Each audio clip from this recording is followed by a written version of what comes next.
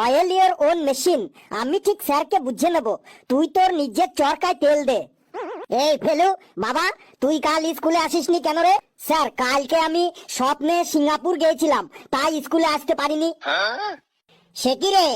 এই কালু, তুইও তো কাল স্কুলে আসিসনি, তুইও কি কাল ফেলুর সাথে স্বপ্নে সিঙ্গাপুর গেছিলি? না স্যার, আমি কাল স্বপ্নে ফেলুকে এয়ারপোর্টে পৌঁছে দিতে গেছিলাম, তাই আমি স্কুলে আসতে পারিনি। প্রথমেই আমার মেজাজটাকে একদম গরম করে দিলি। এই ফেলু, তুই দাঁড়া তো, তুই চশমা পরে এসেছিস কেন রে? স্যার, কালকে থেকে চোখে একটু কম দেখছি, তাই চশমা পরে এসেছি স্যার। তার মানে তোর চোখের পাওয়ার কমে গেছে? বলতো কি খেলে চোখের পাওয়ার বাড়ে? স্যার, খড়কুটো, গাছের পাতা, তারপরে ঘাস খেলে চোখের পাওয়ার বাড়ে। বলিস কি? ঘাস, খড়কুটো, গাছের পাতা প্রভৃতি খেলে চোখের পাওয়ার বাড়ে? তুই কি করে বুঝলি? স্যার, গরু ছাগলকে কখনো দেখেছেন চশমা পড়তে? ওরা ঘাস, গাছের পাতা, তারপরে খড়কুটো খায়, তাই ওদের চশমা লাগে না, চোখে একদম হাই পাওয়ার। কি সাংঘাতিক রে বাবা, তুই দাঁড়িয়েই থাক। ফেলু রে, তোর চশমাটা আমাকে আজকে একটু দিস রে। কালকে আমি একটা স্বপ্ন দেখেছিলাম, স্বপ্নটা ঝাপসা ঝাপসা দেখছিলাম, আজকে চশমা পরে ঘুমালে আর দেখতে পাবো রে। এই কালু, তুই আবার কি বলছিস রে? তুই দাঁড়া তো, তুই বলতো ভাস্কো দা গামা কবে ভারতে এসেছিলেন? স্যার, কে কবে কোথায় আসবে কোথায় যাবে এটা জানা কি আমার দায়িত্ব? আমি স্কুলে পড়াশোনা করতে আসি, পড়াশোনা করে যাই। জানিস না? সেটা তো ভালোভাবে বললেই হয়। ফেলু, তুই বলতো ভাস্কো দা গামা কবে ভারতে এসেছিলেন?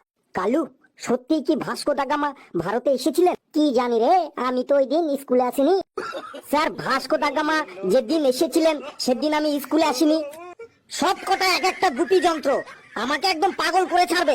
স্যার, আমি বলবো ভাস্কো দা গামা কবে ভারতে এসেছিলেন? তুই তো একাই এই ক্লাসে একমাত্র সঠিক উত্তর দিস, নে তুই বল। স্যার, ভাস্কো দা গামা 1498 সালে 20 মে ভারতে এসেছিলেন।